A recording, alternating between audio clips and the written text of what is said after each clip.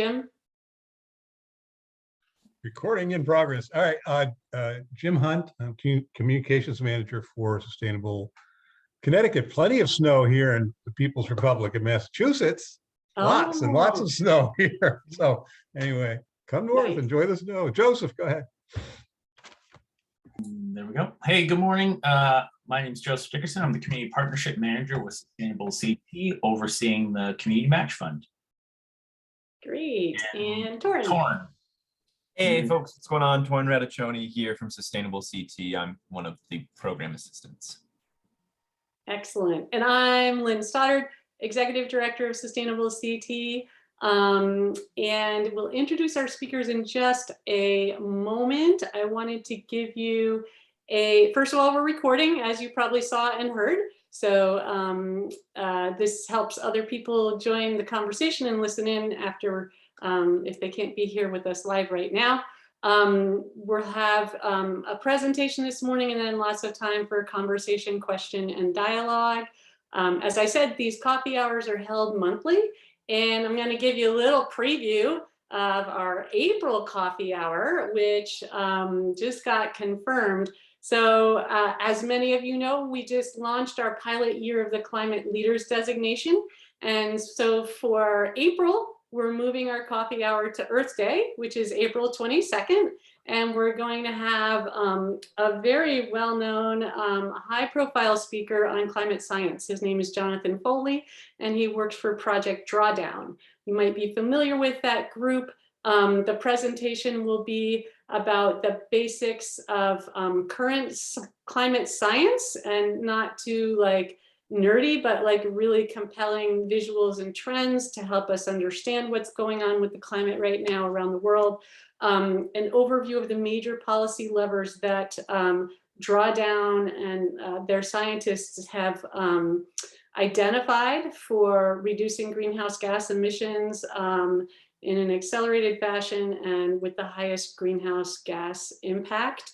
And he knows it's an audience of Sustainable CT leaders and folks. And so he'll have some comments about what municipalities can do. So stay tuned for our special Earth Day event. And we'll record it as well if you can't make it on Earth Day. That will be 11 o'clock on April 22nd. So a little bit of a change from our usual 10 o'clock slot.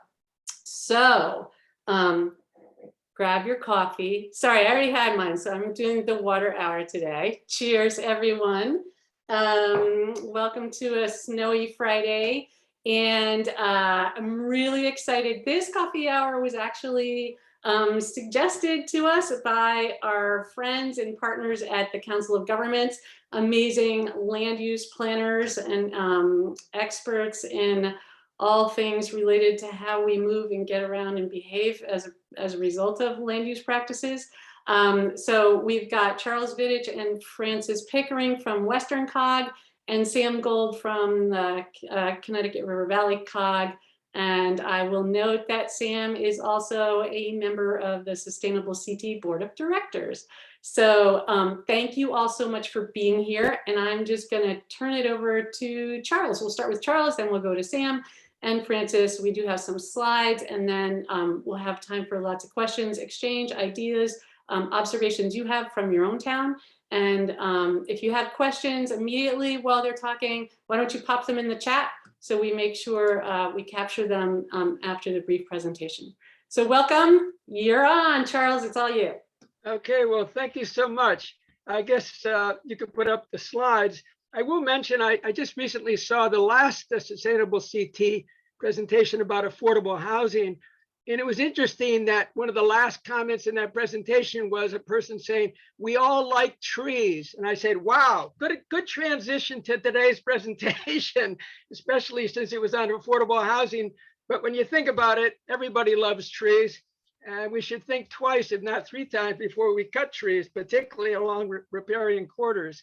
So anyway, this is the work of a goodly amount of time in putting this presentation together. I've streamed it down just so that we can go through some of the environmental and legal reasons for why riparian corridors are now a hot topic, not only in Connecticut, but around the country.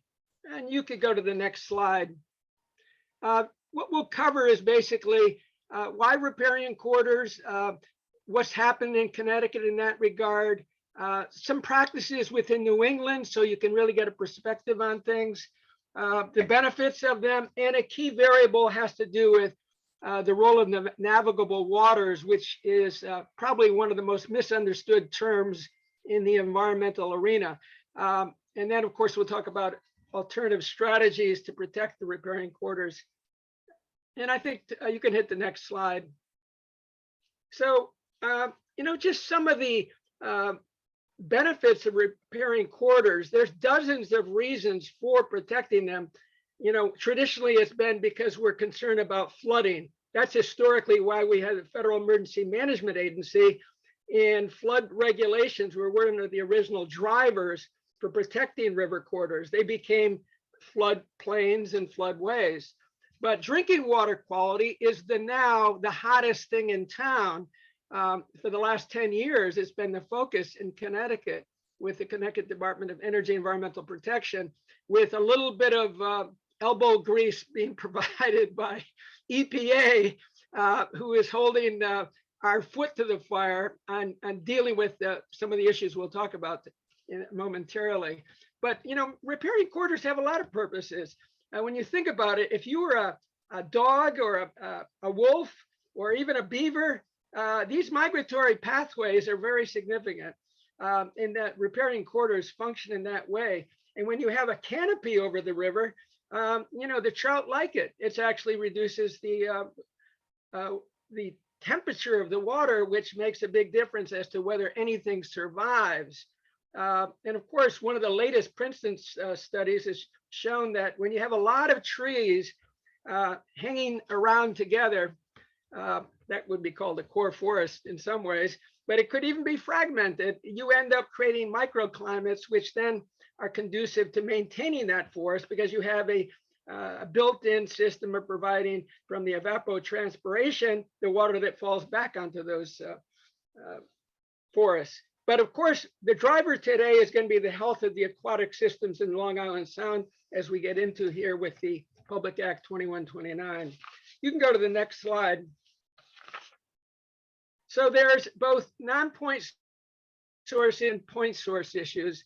The point source issues, as you may know, are the federal regulations that deal with stormwater management that municipalities have to deal with. But any construction over a certain size also has point source permitting requirements. So that's important. But what's new here is Public Act 2129, which everyone thought was an affordable housing legislation, but built into it was a sleeper, a real sleeper, because nobody noticed and nobody paid attention to the fact that they changed some key words, which we'll talk about briefly. Some key words were changed and nobody noticed it.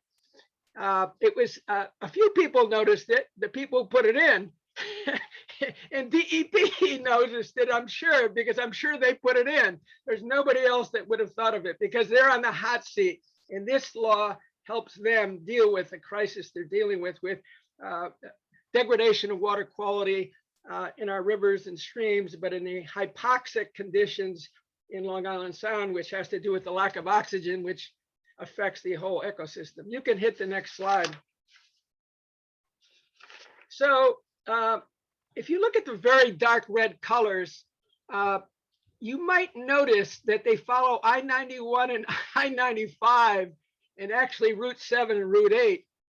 And so these are the areas that are within 300 feet of a riparian quarter, which have been developed at, if it's the darkest red, 51 to 71% of the riparian quarter, which is a 300-foot buffer on either side of a river that has been developed over the last roughly 30 years. And so what we have, it's not surprising, this is just a reflection of the population growth trends that have been coming out of New York City since the 1900s. So the density of population has put the most construction on a riparian quarters along those 4 highway systems that I mentioned. That's a significant issue, which we'll notice in a moment in another slide. You can go to the next one.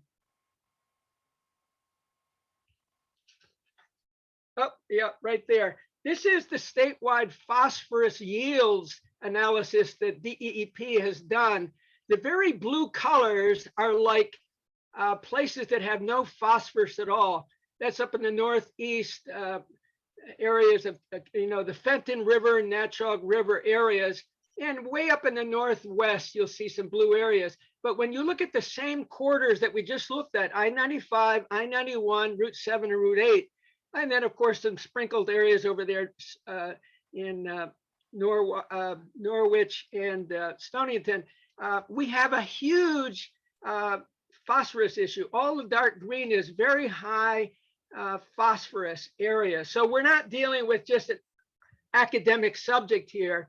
This is an issue which the state is under orders from EPA to address since 2012. You can hit the next slide. So by coincidence, we have some really great players, particularly in the lower Connecticut River Valley, as well as to the southeast area. The green, the towns that are in green color are those that have riparian corridors that they've done historically over the last, some of them as long as 30 years ago, for water resource protection purposes as at least one of the variables. There are multiple variables, of course, including aesthetics, which is actually turns out to be an extremely high variable for some of those in the original purposes. The red ones are towns such as in the Northwest that did it for flood purposes way back when, before FEMA regulations actually existed. So it's the historical aspects of this have some bearing on water quality, but not always on water quality, because there are other reasons for riparian corridor protections. Aesthetics, of course, was an important one. So you see we have just a sprinkling at this point, but the new law would basically turn this whole into a color slide if everyone follows what the law proposes. Okay, so you can go to the next slide. Now for a little bit of, I hope you had your coffee on this one. You might take 2 swigs, as a matter of fact, because when you look at this, Connecticut is the only state in New England that does not have state standards or state laws or regulations that protect riparian corridors. As you can see, Maine, Massachusetts, New Hampshire, Rhode Island, Vermont all do, and they have various setback standards. Mostly they're driven by the size of the watershed or the size of the stream system or river system. River order systems are factored into how far the setbacks should be from the rivers. But you can see the minimum setbacks range from 100 to 200 feet on river systems. And then on streams, of course, they've had lower standards. But of course, Connecticut does not have those. We have upland review areas under wetlands, but those are really not a setback standard. There's a complete difference between a review area, which has no authority to stop something, has authority to review something, in a zoning regulation that actually can have a hard stop, and maybe not entirely hard stop, but at least what we see here is that we have some opportunities to catch up. You can hit the next slide. So for the science of it all, for those who like this, there's been an explosion of interest in riparian corridors over the last 30 years.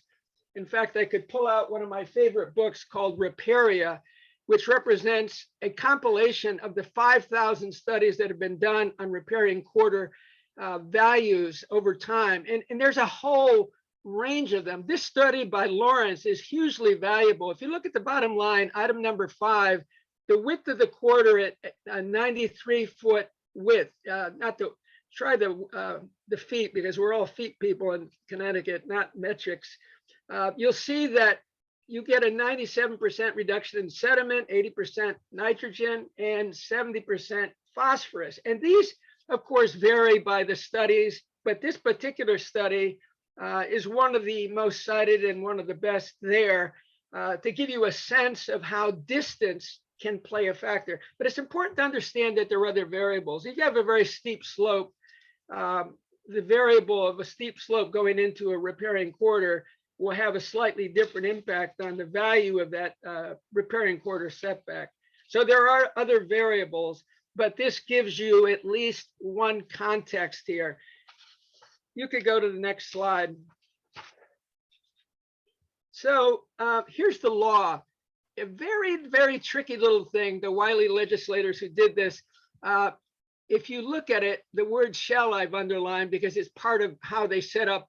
It's a fragmented approach of how the law was set up. You had to read the word shall at one point, and then later on it says, in any municipality that is contiguous to, and here's the new words, or on a navigable waterway draining to Long Island Sound. That little bit there, or on a navigable water draining to, that's new.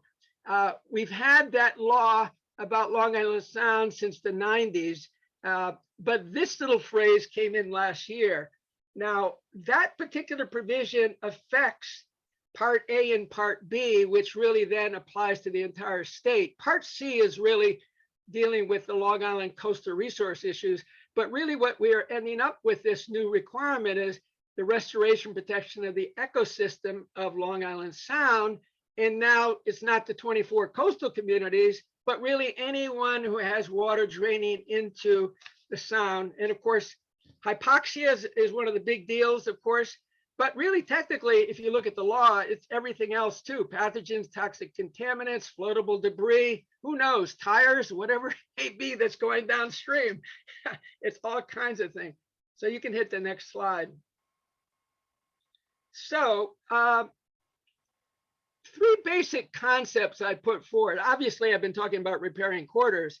There's other ways to deal with these issues. In a broad way, take Guilford, for example. Guilford has a watershed management protection, which is based on a whole surface water protection standard for where they are getting their public drinking water, which is really a macro strategy that could also be looked at. And it's really kind of a broader view. The riparian corridor standards, it's really along the riparian corridors. And then at the other extreme, which is project specific, you have low impact development. Any given development could have low impact development, but it may not be in a riparian corridor. So it may not really be where the rubber meets the road, so to speak, because a riparian corridor, for those who have water treatment in their house, it's like having a filter in your house. If you don't have the filter, and I just put one in on a little house, you're getting this brown water coming through. You put the filter on it, and my God, the water looks pretty darn good. So anyway, low impact development is a great concept, and it's related to it. And so these are three things that, we can talk about here. I think you can hit the next slide, and we're probably right into, let's see what we hit. Yes, we're right into Sam Gold and, of course, Francis Pickering, our executive directors of the two COGs. So I will turn it over to Sam. All right. So thank you, Charles. That was, I think, a great education and a great walkthrough of the water quality issues that we all face, and also our water quality responsibilities to our watercourses and to Long Island Sound. And to just not put too fine of a point on it, those nutrients, the phosphorus, the nitrogen, that wash off the land and into our watercourses, the mechanisms in the sound cause hypoxia, which means there's no oxygen in the water. Algae blooms, those blooms absorb all the oxygen and make it an inhospitable place for fish and other wildlife in the sound. So this has been something which DEEP has been working on for decades now. And I agree with you, Charlie. I think this was slipped in by them, and good for them. So I'm going to go over a couple things. First of all, as some of you or most of you probably know, Connecticut's 9 councils of governments are regional planning organizations for the state. And in that capacity, under statute, we are required to review land use regulations and subdivisions for intermunicipal impacts. But also, for the longest time since the statute was originally adopted in the 90s, for coastal COGs, we had to review compatibility with the Coastal Management Act and also the health of Long Island Sound. When I started my career inland at the Central Naugatuck Valley Council of Governments in Waterbury, we didn't look at that, and which always felt strange to me, because the Naugatuck River flows in the Houstonic, which flows into the Sound. So obviously anything that happens along the Naugatuck affects the health of Long Island Sound, but we were not required, even though the Naugatuck is considered a navigable waterway by the federal definition. So this change means that every zoning amendment, every zoning map amendment, and every subdivision that comes to the COGs review, we will also have to review for impacts to Long Island Sound, which means impacts to stormwater and stormwater runoff. So I think this, and I think this is also a good time for us to remind all of our planning and zoning commissions of this new law, and their statutory responsibility to be looking out for the health of the Sound. One thing I will correct for Charlie is that I have some good news to report. That map that showed towns with regulations, Essex did adopt the gateway standards. So now all the towns along the Connecticut River in my region, the lower Connecticut River Valley, will all be green. So that's good news. Yeah, they were a holdout for a while. In the lower Connecticut River Valley, one of the reasons why almost all my river towns are green is that back in the 1970s, the General Assembly passed a couple statutes creating viewshed protections for the Connecticut River. And in the lower Connecticut River Valley, the Connecticut River Estuary Regional Planning Agency, and now RiverCog, has been host the Connecticut River Gateway Commission. And the Gateway Commission has special authorization under the statute to regulate viewsheds and promulgate zoning regulations for the towns along the river to adopt and enforce. This special regulation has helped not only protect the water quality of the river, but also the aesthetics and the cultural sort of history of the river, and it has helped rein in some of the ugliness along the river. Furthermore, these regulations have been tested in court. We had a case about a decade back where a property owner clear cut their land along the river without permission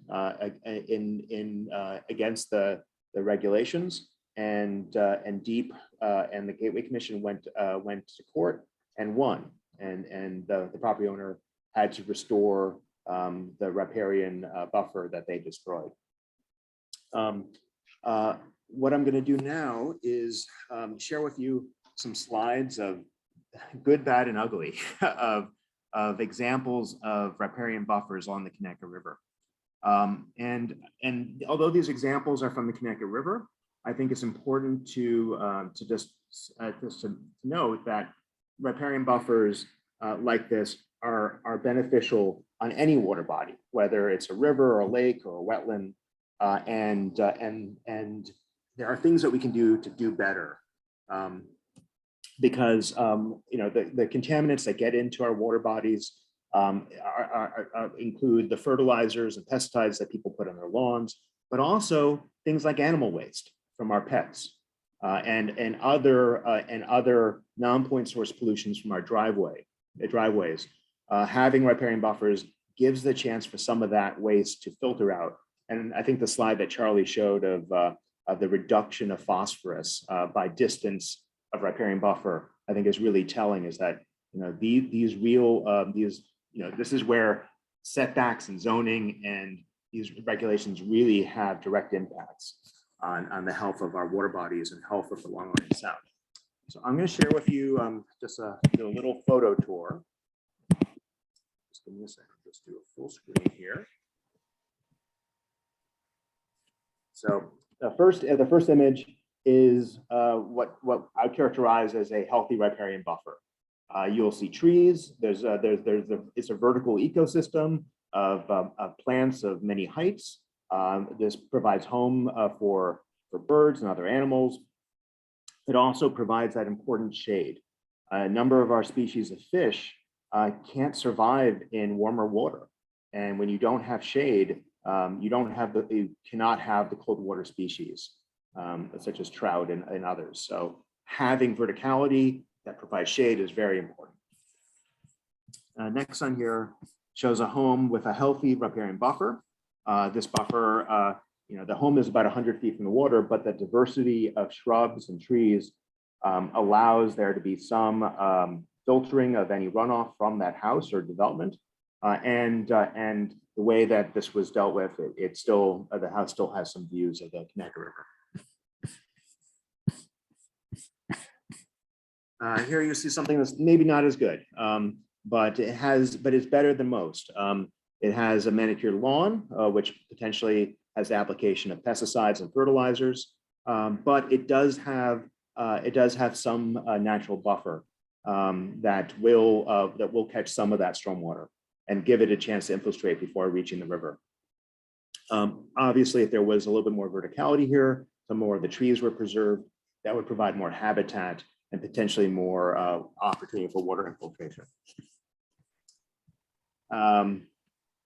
Here's a reasonable buffer, but you can see how the lawn on the top has been sort of extends to the river, and you can see how the shrubs along the river have been trimmed down. In many of these cases, there are slopes, which would be a natural pathway for that stormwater to flow. The stormwater can travel over a lawn much easier than it can through a natural riparian buffer. And here is the ultimate of grass to the river. There's no benefit here from a riparian buffer to prevent any fertilizer, chemicals, animal waste, or anything that could be washed off from the home or a driveway flowing right into the river. And I think I even see some invasive species there too. Here's another example. There's not even a natural shoreline here. And with the engineered retaining wall, and that sloping maintained lawn provides a ramp for chemicals and waste to head right into the river and have minimal chance of getting absorbed into the soil. But here's some examples of some good examples along the river. You'll see these are in keeping with the gateway standards, where the riparian buffer has been maintained, where diversity of shrubs. The trees have been limbed up to provide for some views, but the canopy of the trees is maintained for birds. And although the house does have views, the house can coexist with a healthy riparian buffer that provides not only the stormwater benefits, but also that important wildlife corridor for animals traveling along the river, but also provides a safe place for animals to come and access the river with the protection the riparian buffer provides. And here's some more examples of issues of invasive species. Let's see, along the river, invasive species get a foothold when those riparian buffers are disturbed. So here's some examples of hotspots: bittersweet on Rich Island, adjacent to Chapman Pond in East Haddam; Phragmites north of the I-95 bridge in Old Saybrook; bittersweet invades riverfront home in Chester; and barberry is prevalent in the riparian understory of at Lord's Cove or Lord Cove. Here's another false indigo is prevalent in the lower Connecticut Valley, where it has naturalized in many coves. Purple loosestrife is also common. And here is a disturbed hillside completely covered in bittersweet. So that's another important reason to maintain natural riparian buffers, is that these monocultures of invasives really destroy animal habitat and crowd out natural species. Will this hillside of bittersweet provide some filtering? Probably. but it's not very pretty to look at, and it's not a hallmark of a healthy ecosystem. And here's a purple loosestrife along a South Cove in Essex. So and finally, here's some other examples. Along the river, we have many steep slopes. Steep slopes can cause increased velocity of stormwater. So if that increased velocity can wash more debris and more chemicals into the river. But a healthy riparian buffer can help slow that down. And let's see. Here's an example of this riparian buffer could be wider and taller. Example, and some more bad examples along the river.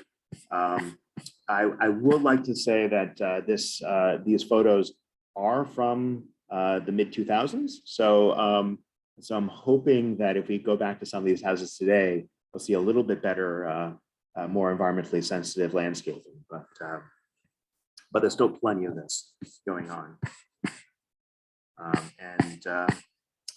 So that is it from my show and tell of riparian buffers, good and bad, along the Connecticut River. But you can see how having a house with views of the water body can be accommodated while not giving up on that riparian buffer, and that's something which I think needs to be underscored to each of our zoning and planning and zoning commissions, that you can have both. And to be quite honest, some of those lawns that go right to the river, I don't think are that attractive anyway. So, all right. So with that, I will turn this over to Francis to fill in anything Thank you, Sam and Charlie. You've done a very comprehensive job. So we first began to look at this with the passage of Public Act 2129, because as Charlie had mentioned, heretofore, only coastal municipalities had to consider the quality of Long Island Sound water in their zoning regulations. And that has now been extended statewide. And as far as we know, few, if any, municipalities have updated their regulations to conform to this law. And we thought it would be a good fit for sustainable CT, at least as an informational topic, because it applies on a municipal basis. Now, the reason, as Charlie said, this is in the law is because we have seen these hypoxic conditions that create the so-called dead zones with that are unswimmable and full of bloated floating fish in the middle of the summer. And over the last couple of decades, Connecticut and neighboring states have worked, often under the gun of EPA, to clean up Long Island Sound water quality, to shrink the dead zones with very limited success. Largely we focused on what are called point sources, which are your conventional sewage treatment plants, major emitters. And as you may have seen in the news or seen at your local town budget discussions, many municipalities are under very expensive consent orders to put in better filtration at their sewage treatment plants to strip out the fertilizers that, while beneficial for growing lawns and agriculture, become harmful once they get into waterways. The other issues we've seen in the last couple of years are a changing climate with extreme weather events, where we have more frequent and heavier precipitation, leading to flood risk and inundation of many properties with harm to people's property and potentially to themselves.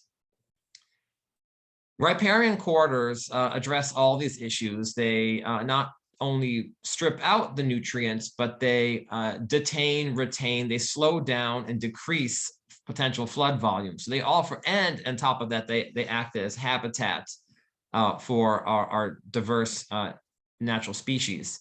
There are a number of benefits for them, but we really haven't addressed this at the state level. There's a deafening lack of action at the state level on this compared to neighboring states. And instead of creating a state standard, Public Act 29 pushed it onto the municipalities. So it's really critical that we do education about this new requirement and how this actually can be achieved. Now, riparian corridors are not the only way to do this, but they're probably the most effective way. you can try to reduce all of the non-point source pollution at their sources by treating everything as a micro point source, but that is incredibly intensive to go around to every single impervious surface, every single downspout, every single property and say, we're going to clean this up. The riparian corridors in a natural state essentially are more of an end of pipe system where they just capture everything flowing through. And so that's what we released a report recently. I'm going to put it in the chat. That we being WestCog, it is called the case for riparian corridor protections, zoning strategies to reduce pollution of inland waters and resultant hypoxia of Long Island Sound. It really lays out in detail how local commissions can follow their statutory authority under Public Act 2129. If setbacks are put into place, they will apply only to new development or a redevelopment. It's not going to shrink the footprint of existing buildings and parking lots and other impervious surface, but it will prevent the situation from getting worse in the future. So it's a very important approach. But as Charlie and Sam have pointed out, it's not the only approach. There are things we can do besides changing our laws or local zoning regulations to follow state law. We can look at every time we repave a parking lot, putting in pervious pavers. We can look at shrinking unnecessary parking. We can have rainwater collection systems on our homes. We can plant trees and allow them to mature. A variety of landscape strategies are possible that individual homeowners can do. Many of these have been used successfully in other places, such as the Charles River in Massachusetts, where a multi-year downspout disconnection project resulted in marked improvements in water quality to the point where the Charles is swimmable about half of the year now, right in the midst of Boston. So we're in an interesting situation where we are substantially less urban than Boston, but we see water quality that is worse than in the middle of the city in many cases. And that really comes from this lack of action at the state level and lack of action at the local level. So that's why our report was released. We're still working on this issue. Passing a state law requiring towns to do something does not mean that they will do it, that they will do it in a timely manner or they will do it effectively. It's not that they're opposed, but there's just so much education about the science of this and what has been successfully implemented in other states and towns that needs to happen. So Charles, Sam, and I are here to talk about this, to help spread the word and to help answer any questions you may have about it. Thank you so much, Francis, Sam, and Charles. This has been a real education, and I love the photos and the compressed data and education on the reason and importance behind this, and kind of the practicality of the need to do education. So thank you all. Let's open it up to any questions.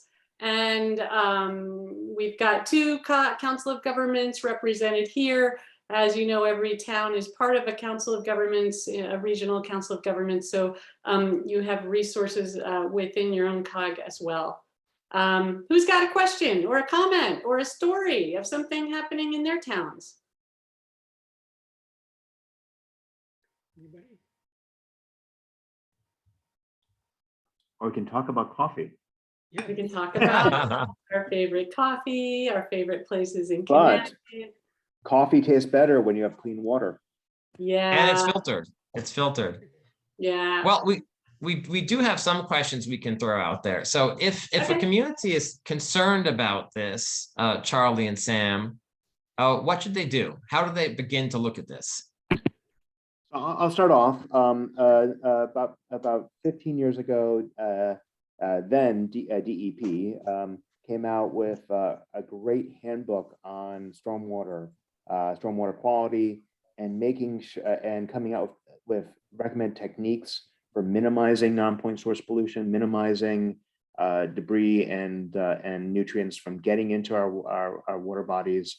That handbook is readily accessible on the DEP website and should be adopted as sort of the stormwater Bible for each of our municipalities.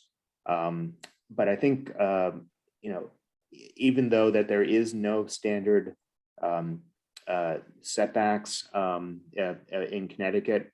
There are things that towns can do to encourage these setbacks and to encourage that the wetlands protections that we have in the state are well enforced, and whether it be to ensure that that our water bodies, which are all wetlands, are protected. Yeah, no, that's good points. I would say, you know, aside from the planning and the zoning commissions beginning to look at these water quality issues beyond stormwater, you've got the setback approach. Wallingford, for example, has done nothing but that. They have the most simple regulation about riparian quarters in Connecticut. All they did was you have to be set back, I think it's 50 feet in Wallingford from the Quinnipiac River. And it's like a no-brainer because it doesn't take a lot of thought to do it.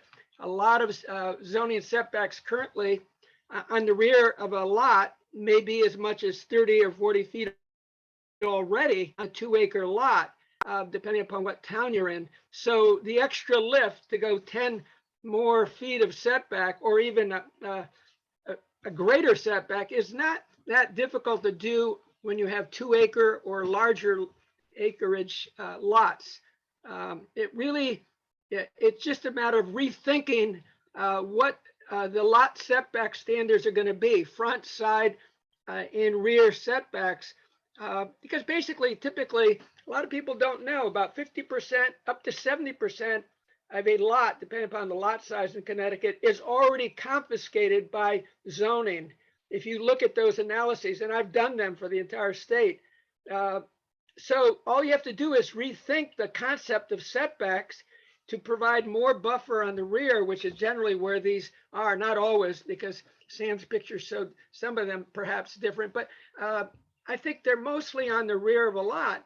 And so if you reconfigure your setback standards, you can do almost everything without any real fundamental confiscation of property. I think it's a huge opportunity.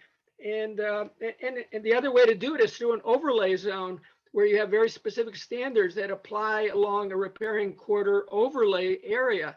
That's another strategy. There's a lot of strategies out there.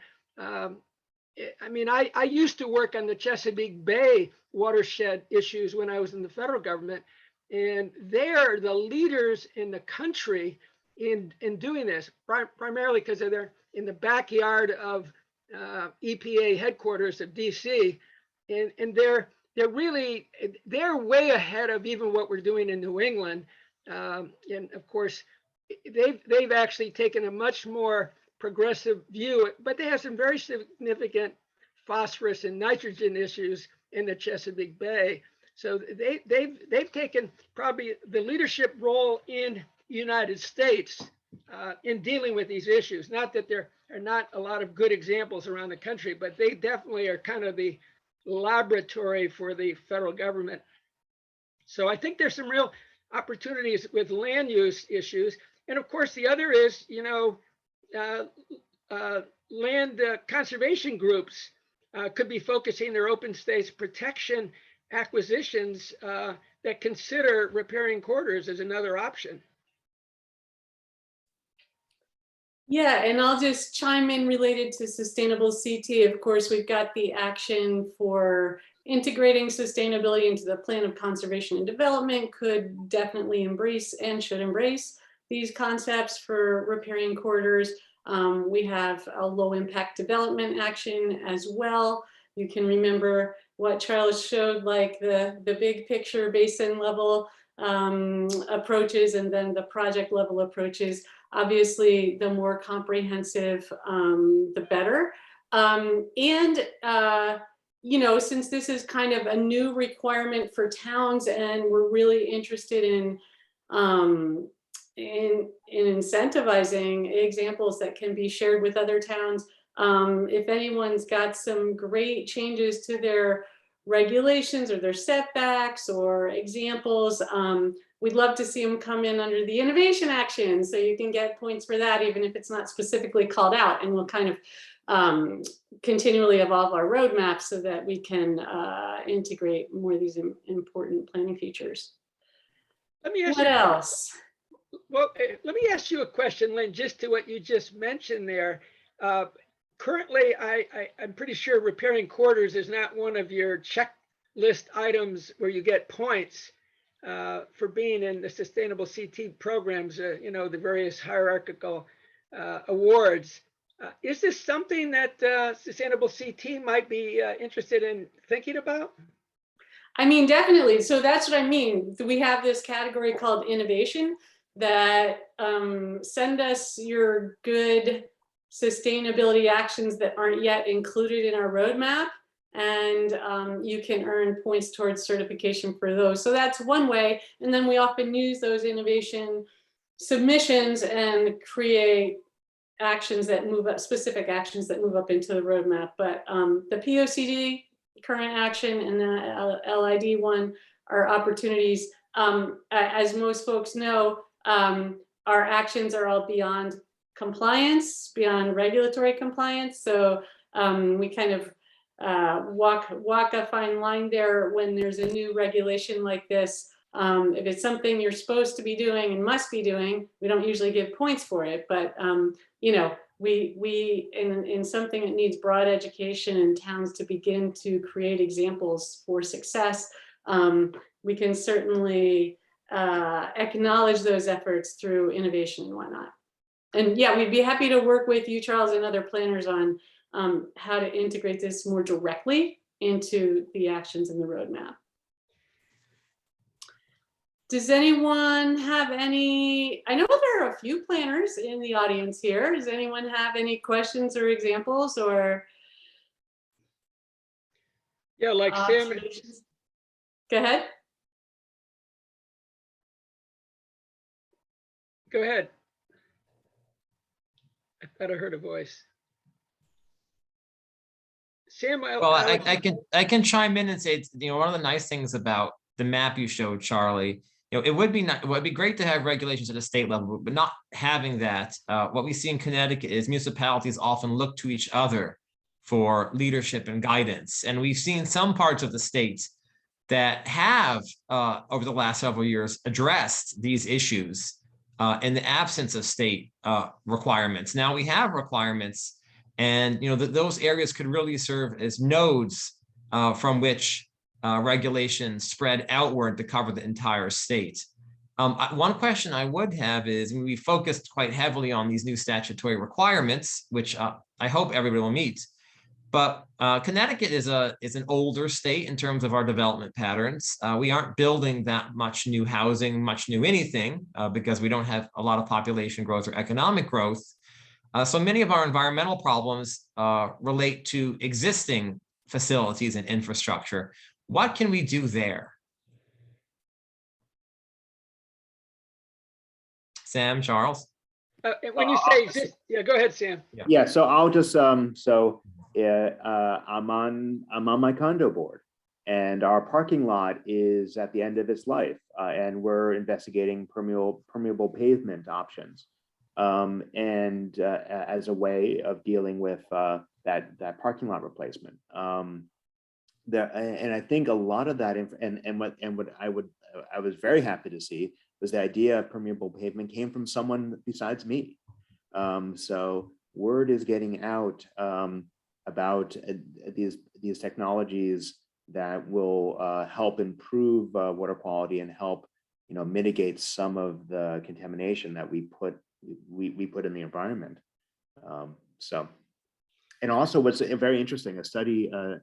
Actually, it was a case study in Syracuse, New York, by their department, by their city highway department, was that permeable pavement held on to the road salt longer, so so you didn't have to use as much salt. So because on impervious pavement, the rock salt just washes off. Yeah. Is that the infrastructure you're talking about, Well, I'm thinking about the existing homes and businesses we have, and that any new setback requirements would not extend to existing developments. And so trying to undo or improve what's there is a different challenge than this, and may not be covered by this requirement. But I think, Sam, you get to something very important, that there are collateral benefits. Projects that improve Long Island Sound water quality also reduce flooding, also reduce, if you have a cooler stream, you have more fish that eat mosquito larvae, so you have fewer mosquitoes. There's a whole host of benefits.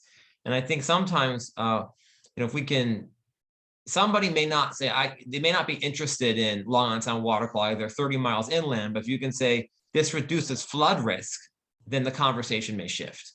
Well, I also would point out, I guess, with the examples I showed of those houses along the Connecticut River, many of the worst examples could be easily remedied through a restoration project of digging up that lawn and planting it with native species.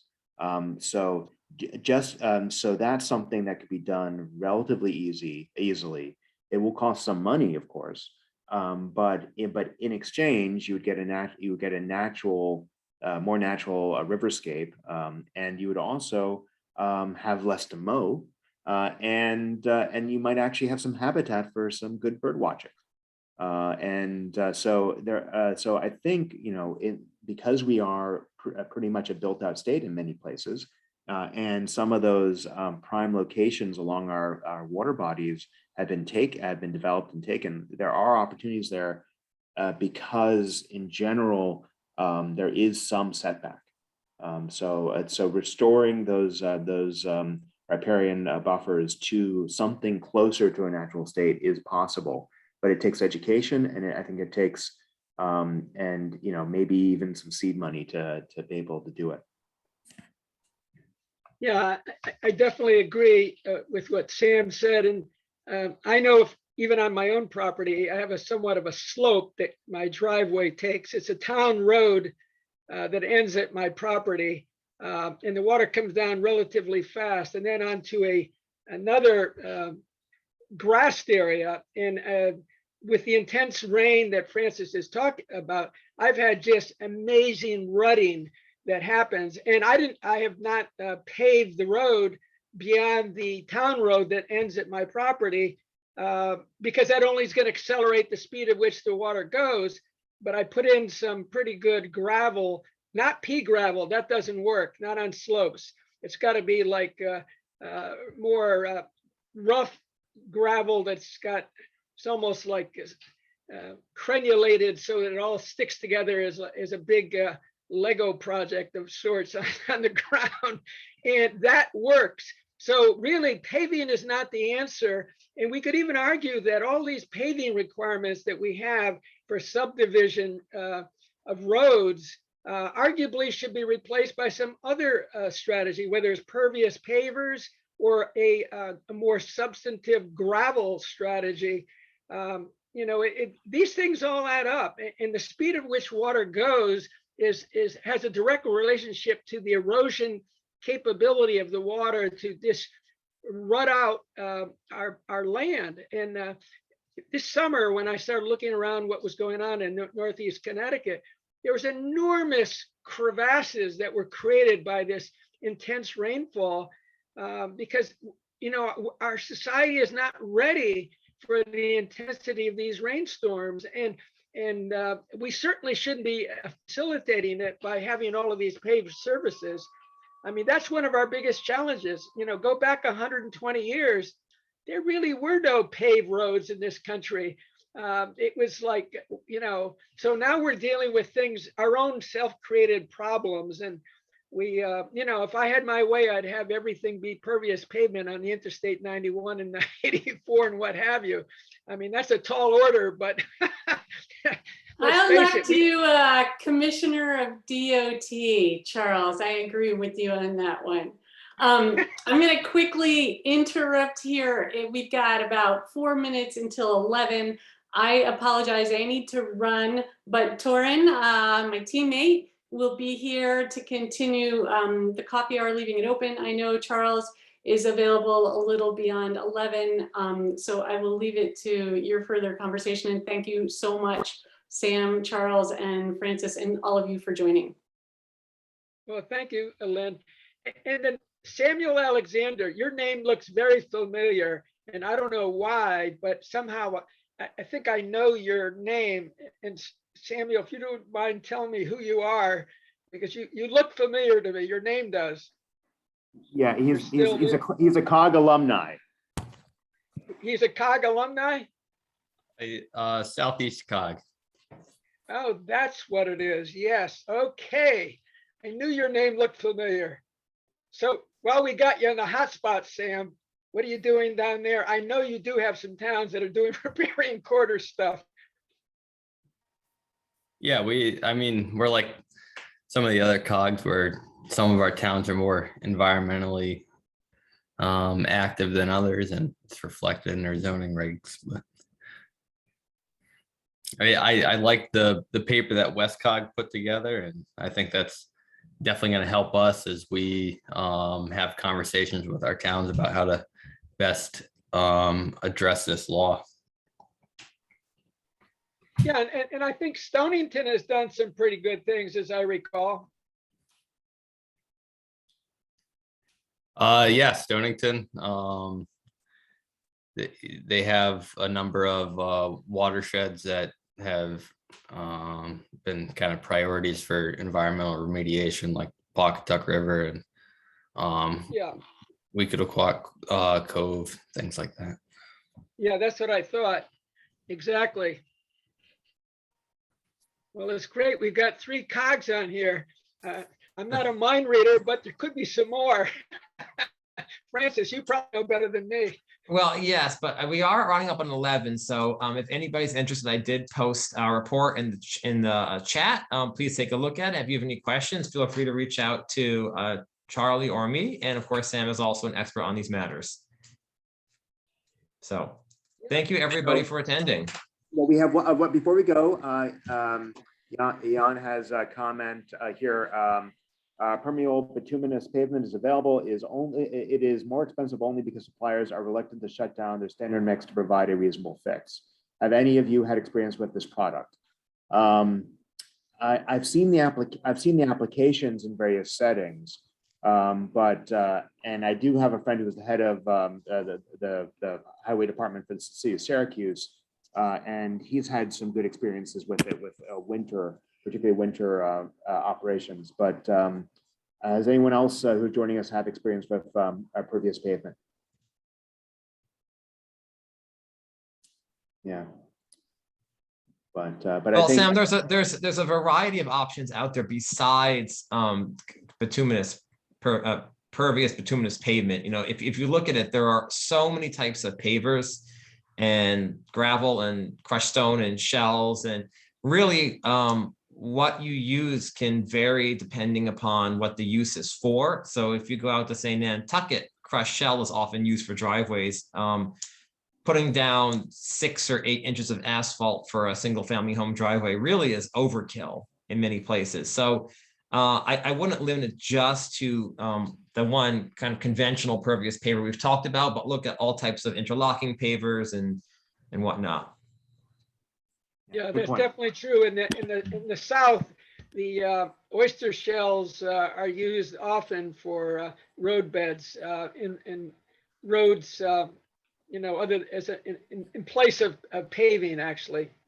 Mm-hmm. And also overflow parking at some places, including West Farms Mall, historically has been those concrete blocks where it's part grass, part concrete. So there are a lot of options out there besides pervious asphalt. and I'll just say that with the movement away from brick and mortar retail, there are many more opportunities to reclaim some of that excess parking for other uses, as opposed to and using them as building sites, as opposed to disturbing greenfield sites, or just tearing up and removing that pavement altogether because the parking just isn't necessary or as needed.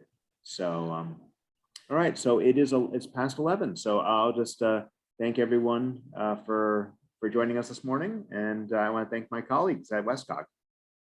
Thank you. Thank you. Wonderful, wonderful coffee hour today, guys. Thank you for joining us and looking forward to seeing you all again in April. Well, really good. Nice to talk with you all. Yeah, it's a Bye. pleasure. Take care. Yeah, bye-bye.